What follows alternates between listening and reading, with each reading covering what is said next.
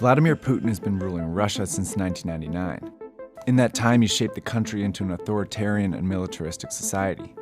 He successfully invaded two of Russia's neighbors and strengthened ties with Syria and Iran. He's intent on pushing back against the Western world order, and it appears to be working. Putin, Vladimir Putin, 17 years and the most powerful man in the world. To understand how one man could have such a powerful influence on this country, you need to go back to the chaos and corruption that gripped Russia after the fall of the Soviet Union. When the Berlin Wall fell, a 40-year-old Putin was working as an undercover spy in East Germany for the Soviet security agency, the KGB. The Soviet Union dissolved into 15 new countries, including the new Russian Federation. In Putin's eyes, Russia had just lost 2 million square miles of territory. He later called this a major geopolitical disaster of the century, lamenting that tens of millions of his co-patriots found himself outside Russian territory. The new government had to sell off nearly 45,000 public businesses, like energy, mining, and communication companies that had been run by the communist regime, and it was chaos. The Russian economy was in a free fall, and all of these companies ended up in the hands of a few extremely wealthy men, known today as Russia's oligarchs. At the same time, the new Russian state was having a hard time establishing itself. Russia's first president, Boris Yeltsin, was wildly unpopular for cooperating with the West. And to make matters worse, he was an alcoholic, and many Russians thought he was an embarrassment. In order to stay in power, he leaned on the support of these oligarchs, surrendering an immense amount of political power to them. This graph shows how inequality actually worsened after the fall of the Soviet Union. This is where Vladimir Putin enters politics. He leaves the KGB in 1991 and becomes the deputy mayor of St. Petersburg. Putin uses his position to give special treatment to friends and allies in the private sector. He helps them structure monopolies and regulates their competitors, quickly becoming a favorite among the oligarchs. Before long, he's assembled a support network of oligarchs, crime bosses, and security officials, mostly fellow former KGB officers like he was. With their help, he rapidly ascends to the upper echelons of the new Russian state. In 1999, President Boris Yeltsin appoints Putin, still relatively unknown in national politics, to be the prime minister. A fierce nationalist, Putin feared Yeltsin was letting the US dominate Russia and that NATO, the alliance that worked for decades to contain Soviet influence, would expand into the new liberated countries and surround Russia. Putin's goal then became to build a strong Russian state, one that would be both stable at home and capable of exercising more influence over its neighbors. And he quickly got his chance.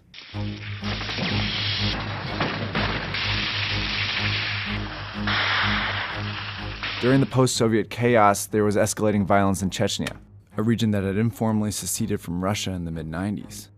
Chechen warlords and terrorists were pushing into Russian territory and attacking the border. In August 1999, a series of deadly bombings killed more than 300 people in several Russian cities, including Moscow. Putin, the new prime minister, immediately blames Chechen separatists for the attacks.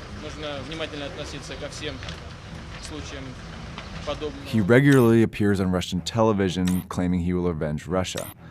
The population quickly rallies around him.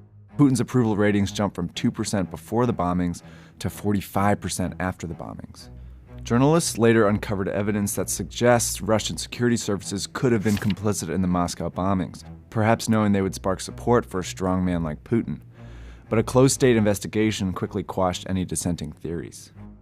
So Russia launches a popular and devastating war in Chechnya. The capital city of Grozny was leveled by Russian bombing, and some estimate close to 80,000 people died.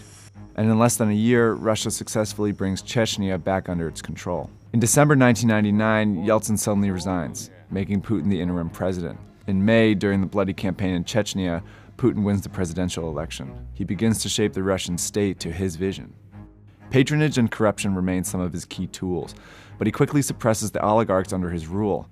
Those that support Putin are rewarded, those that don't are eliminated. Well, once Russia's richest man, imprisoned Kremlin critic and former oil magnate Mikhail Khodorkovsky was sentenced to 14 years in jail, this on a new conviction of embezzling oil. This is effectively a vendetta from Vladimir Putin for Khodorkovsky getting involved in opposition politics.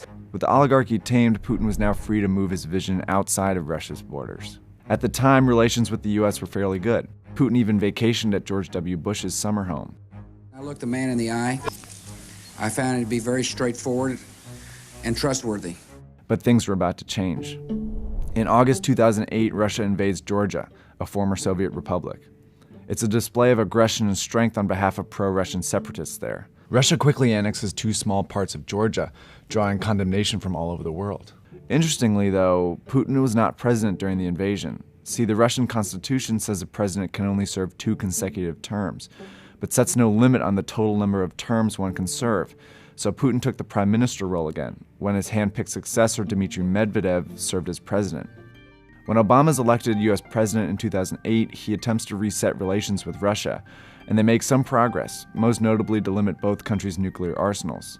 But Putin remains paranoid about U.S. intentions and remains opposed to these new relations. He's particularly bothered by U.S. interventions in the Middle East, especially in Libya in 2011. He publicly criticizes Medvedev for not vetoing the action in the UN Security Council. Putin announces his candidacy for president and wins the 2012 election by a preposterous margin. Injustice, says Dmitry. This outrage can't continue. I'm here to say no to Putin. Putin starts his 3rd term once again amid chaos. He doubles down on his authoritarian governance style at home and his militaristic strategy abroad. But in both cases, he showcases a mastery of information. Since he first took office in 2000, Putin has kept a tight leash on Russian television. Essentially, all news outlets are state-owned propaganda machines. His regime decides which stories air and how, always depicting him as the strong Russian leader. In 2012, he cracked down on human rights and civil liberties, making clear there was no room for dissent in his Russia. Using state television, for example, he administered a blistering campaign against a feminist and gay rights music group, Pussy Riot. The latest and the loudest such performance was the so-called punk prayer at the Christ the Savior Cathedral, where they were yelling things which were rather profane to be yelled in church. Of course, 3 members of punk group Pussy Riot were convicted and sentenced to 2 years in prison. Putin has also bolstered his aggressive foreign strategy. He's used traditional military methods, like sending weapons and fighter planes to help dictator Bashar al-Assad fight a bloody civil war in Syria. But Putin's regime has also developed and fostered the most effective cyber army in the world, and he's used it to wreak havoc in the West. These hackers have stolen classified US information, hacked politicians' email accounts, even shut down Georgia's internet while Russian troops invaded, and of course, they tried to sabotage Hillary Clinton's presidential campaign in 2016. Russian hackers have also launched propaganda campaigns in support of right-wing candidates in Europe. With this, Putin hopes to exploit and deepen the political divide in Western democracies. In 2014, the Putin vision culminated in the targeting of Ukraine, another former Soviet country. Ukraine's president was opening up to the West, and Putin feared he would join NATO.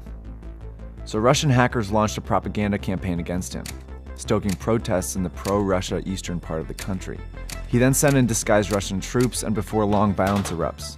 In goes the Russian military, and in early 2014, Putin annexes Crimea. He continues to support the fighting in Ukraine, and as of 2017, over 9,000 people have died. The world erupts in protests, but Putin doesn't give in. See, his aggressive foreign policy successfully weakens his neighbors while also rallying Russians around him. But he has done all of this at the expense of his own people. His invasions have prompted harsh sanctions from the West, barring Russian businesses from trading in Western markets. Russian currency has plummeted in value, and the energy industry that Russia relies on is collapsing. It's hard to imagine Russia can continue under these circumstances. But the election of Donald Trump brings new hope for the Putin vision. Trump's rhetoric has been notably soft on Russia.